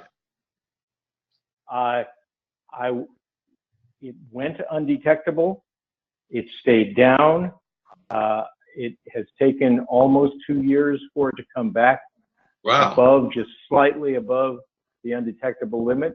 So I think I'm a lucky guy. What's your Gleason? 8. What? 8. So let me jump in here because I've got a question that Jeff Dreher, who can't participate by voice, but he's sending me notes, has asked me, and it's exactly on this point. So I want to read you his question, and then we should continue with this discussion because it's right on point for what Paul and Jeff are just talking about. He says, I'm 1 year into a 2-year trial with Lupron and enzalutamide, Xtandi, and radiation for high-risk prostate cancer. And I can fill you in on Jeff's disease, but he certainly had high-risk disease. He says, I'm getting awfully tired of being treated. At what point does mild depression become a deciding factor in stopping hormone therapy? What is the marginal benefit of a second year of hormone therapy? I have my own views, but before I share them, I'd like to throw that back at Jim McCoy and at Paul Frieda. And I'm happy to fill you in on Jeff's situation. Hey, it's Larry. Hold on, I wanted to weigh in. Okay. Yeah, okay, I've got you. Go ahead, Paul. Me? Okay. I'm a Gleason 8, and I would be scared to death. I would have been scared to death to stop at 1 year. I just would have felt that, my instinct would be that my PSA is going to start to rise again because it was going up pretty fast when I started the Lupron, which was about 1.5 years after my prostate surgery. My PSA was starting to go up pretty fast, and so I would have been terrified to stop after 1 year. But I do know that a lot of people seem to stop after 2 or 3 years. So, in fact, I'm considering stopping just simply because the side effects are getting so bad and chance and see what happens to my PSA. And, of course, if the PSA starts going up, I'll jump back onto the Lupron. Mm-hmm. Jim McCoy and then Larry Fish. Jim McCoy, your observations having a rising PSA, a rapidly rising PSA before going on ADT was not the circumstances I had. My radiation therapies had worked very well in driving my PSA down, and my Lupron was adjuvant, and it took testosterone down with it. So I was in very good shape. And I have further studied 6 months, 1 year, 18 months, 36 months. When I was initially started on Lupron, I was told by Stanford that I would be on it for the rest of my life. I was told by Scripps that it should be 36 months minimum. In the middle of my treatment, well, or a year into my treatment, a study came out from Canada that saying that 18 months was non-inferior to 36 months, so my target became 18 months. And my moderate depression and hot flashes got worse than moderate, and to the point where I wasn't suicidal, but I sure as hell didn't care what was going on with my life, to where I realized that it was time to get off this Lupron. And I came to learn that what you've just described about getting off it, see what happens, is very much a standard in Australia. Now, a couple of guys that I've met at different conferences from Australia getting off of Lupron and seeing what happens to your PSA is standard procedure over there. So I think it's highly variable, and if you put 10 med-oncs and urologic oncologists in a room, you'll get 30 opinions. So, Jim, the question I have for you in Australia is, at what point, after how long do people get off to see where their PSA is going if they decide to get off? Is there a minimum period of time they remain on before going off of it? My impression has been that that's based upon the psychological judgment of or the other side effect impact on the patient, where the patient says, I'm tired of this and I don't want to live with ADT anymore. Mm-hmm. It's difficult to describe if you're not in that very down negative state, but I certainly got to a point of saying, I don't care if I live tomorrow. And when I intellectually stepped back and looked at where my emotional state was, I said, this is not good. Were you on an antidepressant? I had tried all the different hot flash treatments, including acupuncture. There's one that is an antidepressant that really did not work well for me.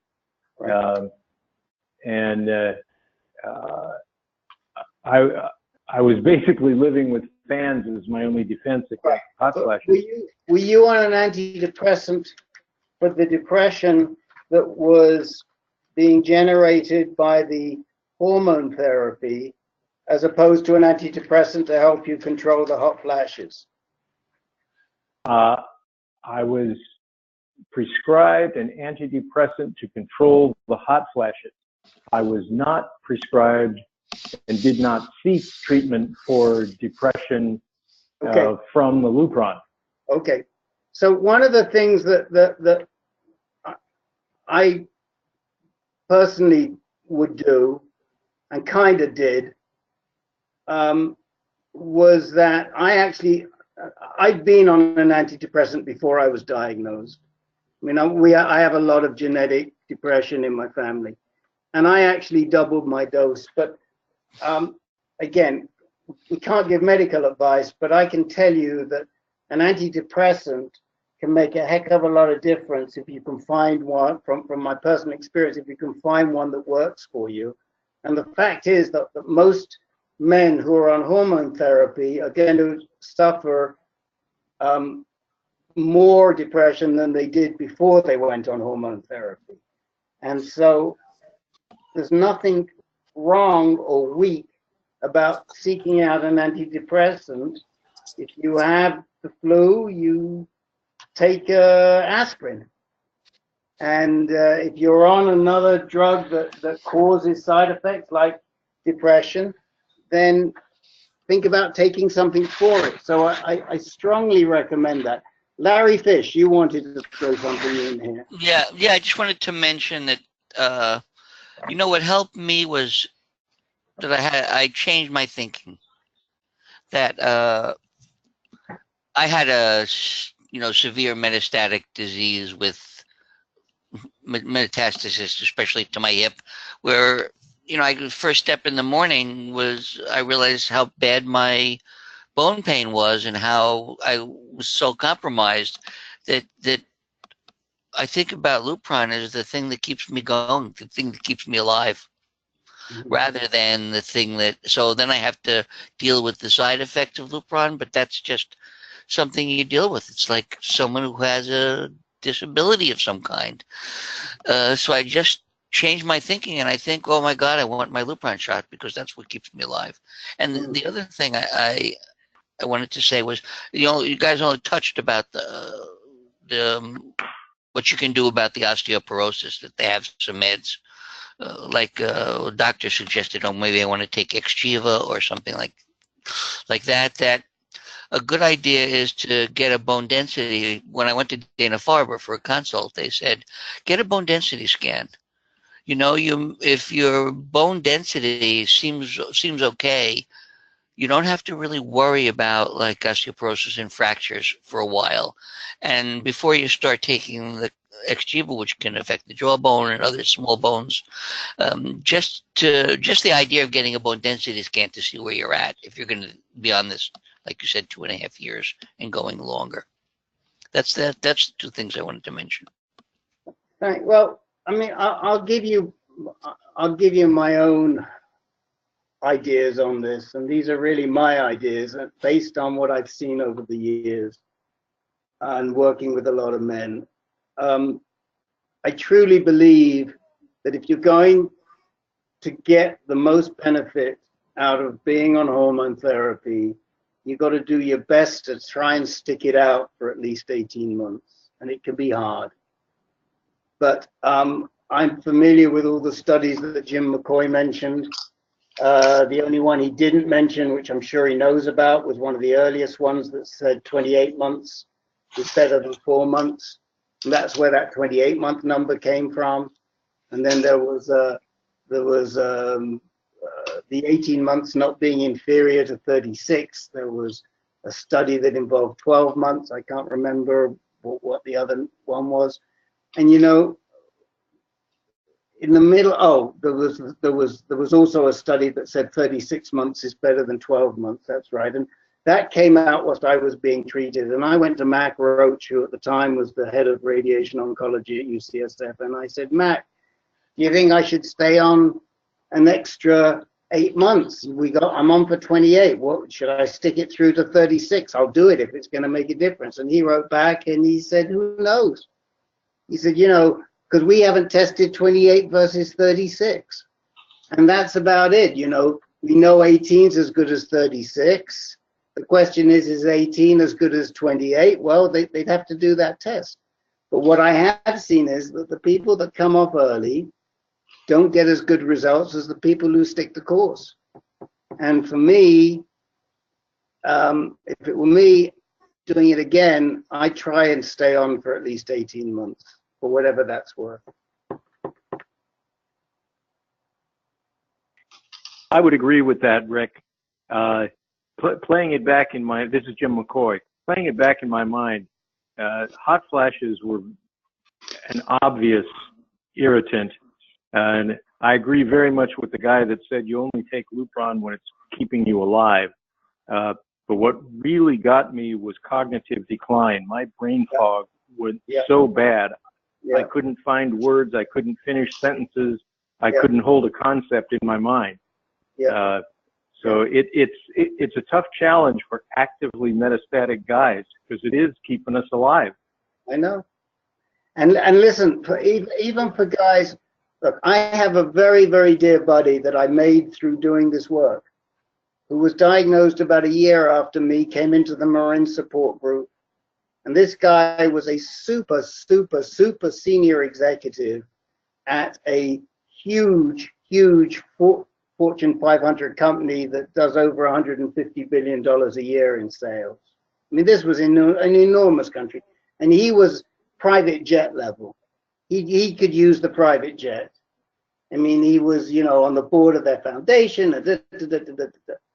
And he did rods, and they gave him 28 months of, he did IMRT plus high dose, and they told him 28 months. And he had horrible time with the brain fog, and he couldn't tolerate it. And he did less than 6 months, and he came off because nobody knew at work that he was sick, and he couldn't do his job. And he came off, and he stayed there for another 7 years. And what finally got him to retire was that he had metastasized prostate cancer and he needed chemotherapy. And I still think to this day that if he could have stuck the course, he may have had a different result, may have had. And thank God, knock on wood, he's done really well with chemotherapy. And so everything's great by him now. And he's happy that he's retired. So what can I say? But you know, the point is, I just think if you've got bad disease, and Jeff, you have bad, you were a Gleason, you know, Gleason 4+5, 15 out of 16 cores, extra capsular extension, small prostate, all these things which don't bode well. I would ask you to consider trying to stick the course through 18 months at least. And if you're going to give it up, talk about it in 18 months. And you need some support, come on this call. I hope you're still listening. Send me an email and if you're not, of course, we will at some point get this call up on the recordings, so you'll be able to listen to what we said later on. Okay. Quick question about the Lupron. Yes. What you're talking about, only using it for a certain amount of time? I mean, what is, from what I've heard. Let me clarify. Jeff, let me stop you and let me clarify. We're talking about only using it for a certain amount of time for men who were prescribed Lupron as part of their initial treatment. Okay. That is a different situation. Peter, if you could mute us, it would be helpful. Thank you. Or can you mute Peter, please, Jake? That would be helpful. Excuse me. That's a different situation to recurrent. So okay. Where you have recurrent disease, which is your situation, what the research says, you're a lifer. You should never come off it. At the same time, people do take drug holidays. They do intermittent, which Len will talk to you about momentarily. Well, I went 2 days. I went 1 extra month or 2 extra months, and my PSA started rising. So I don't know if it's a good idea. Okay, well, you know, I'm gonna let Peter or Len, who both have done intermittent therapy, address that. But it's a different situation with recurrent to what it is where you're getting Lupron or hormone therapy, LHRH drugs as part of your initial diagnosis. Len, you want to talk about intermittent? Well, okay. Again, here, you know, every case is different.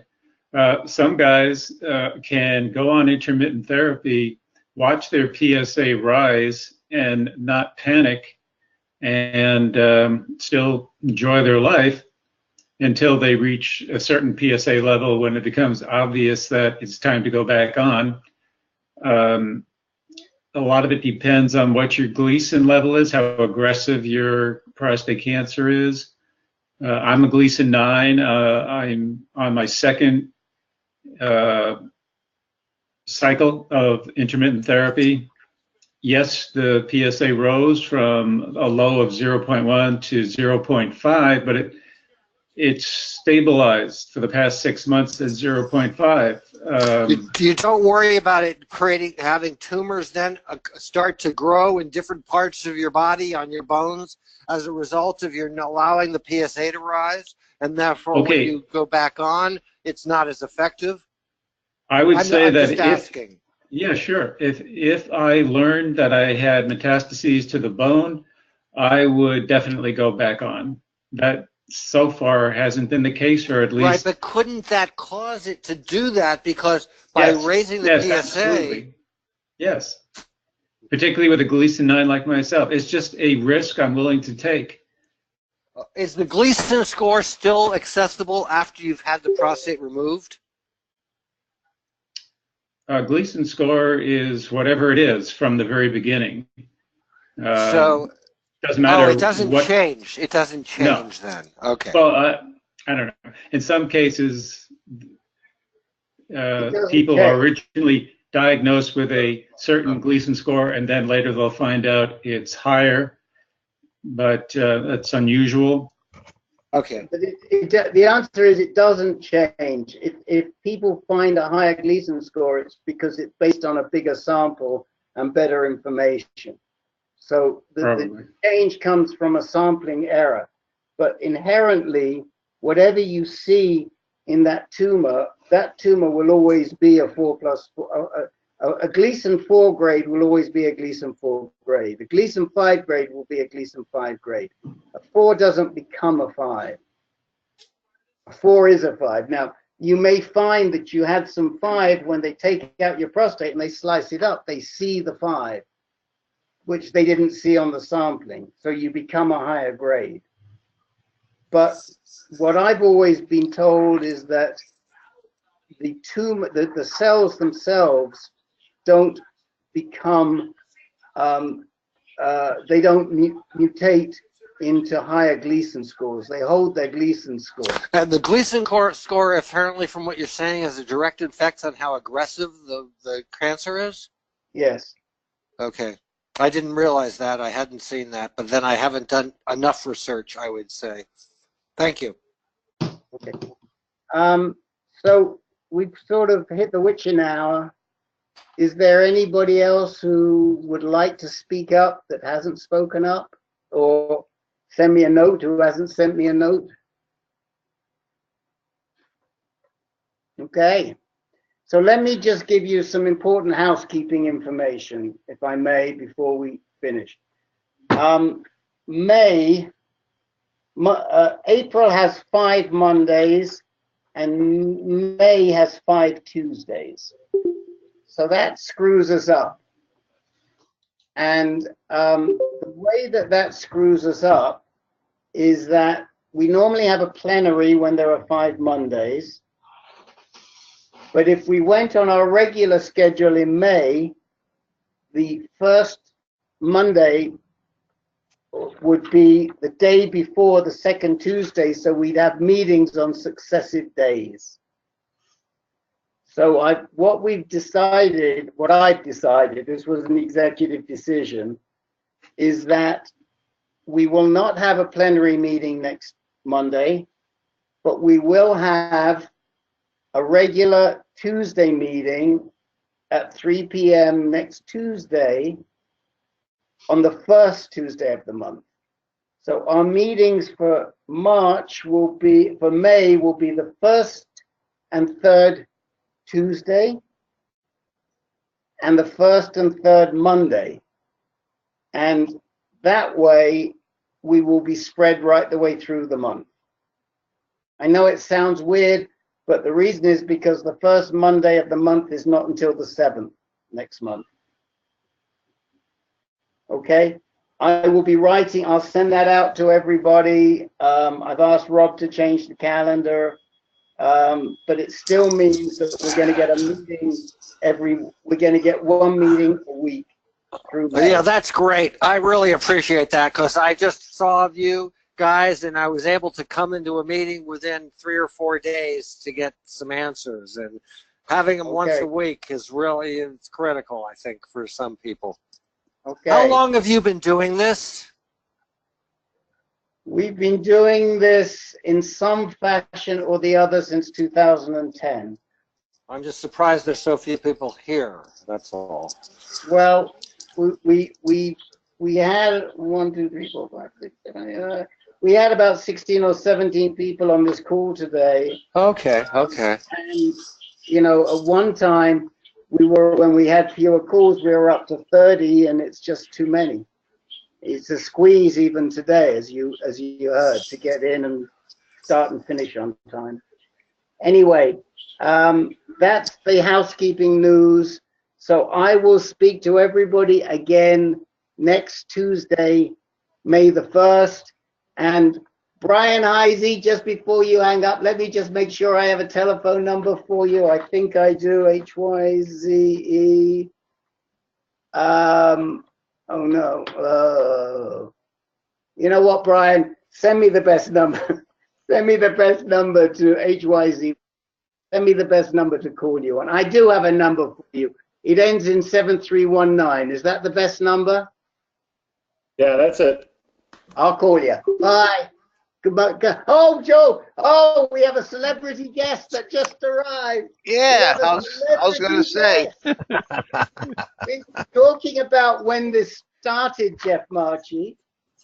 We have a celebrity guest, the founder of the Reluctant Brotherhood, who started a phone group back in 2010. 8 or 9, I think. 2008 or 9. His memory's not so good anymore, but he could have. But at the time, he could have told you. How that could have happened. And I connected with him because I was thinking about doing the same thing, and we were all used to be on the phone at the same time, and we used to have a magic word, and these guys would create this magic word at the beginning, a couple of them between themselves, and whenever they said the magic word, you had to take a swig from the drink a bottle of alcohol that you had on your desk. That's Well, some guys didn't drink alcohol. They just had, what the hell are you drinking, Jake? Coffee? Coffee. Anyway, welcome. What do we owe this honor, Mr. Teisberg? Another mix-up. I thought it was Wednesday.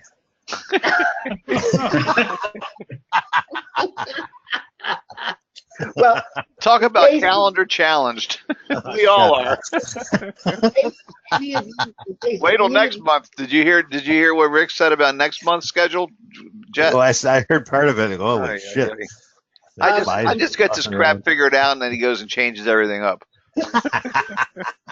In case any of you enjoyed this last 5 minutes of humor, do join tomorrow the Inner Conversations call, which Jet and Jake moderate, which is a non-technical call. As Rich Johnson will tell you, it can be a lot of fun, and we try to keep technical discussions out of it. We try to figure out what this cancer is doing to your head and how to keep you guys all happy when you're wrestling with cancer. And that, by the way, is open to, although most of our guys have prostate cancer, it's open to any type of cancer. And so if you have buddies that you would like to join, then please ask him. Oh, I see Jake down there. Yep, this is Jake Hannum, the dog. Squirrel, Jake. Squirrel. Squirrel, Jake. Squirrel. Squirrel. Okay, guys, I got to stop this call before we degenerate into an inner conversation. Good night, everybody. Good night. Good night. Hey, Rick, before you go, I think I found while we were talking, I found an email from Rob. I believe I can post directly to YouTube. Oh, good. Yeah. Okay. You want to try and then let me know? Yeah. I'll leave it to you to add a description because I wasn't taking notes. I've got all the notes. I got all the notes, Len. Oh, Len's gone. I'm all right. Yeah, okay. Yeah, I'll try that and I'll let you know. Okay, that'd be dynamite. Okay. Okay. Good night, everybody. Good night. Night. Nice talking to you. I'm the one who's got to end this, I guess, aren't I? No, I can end it. End meeting for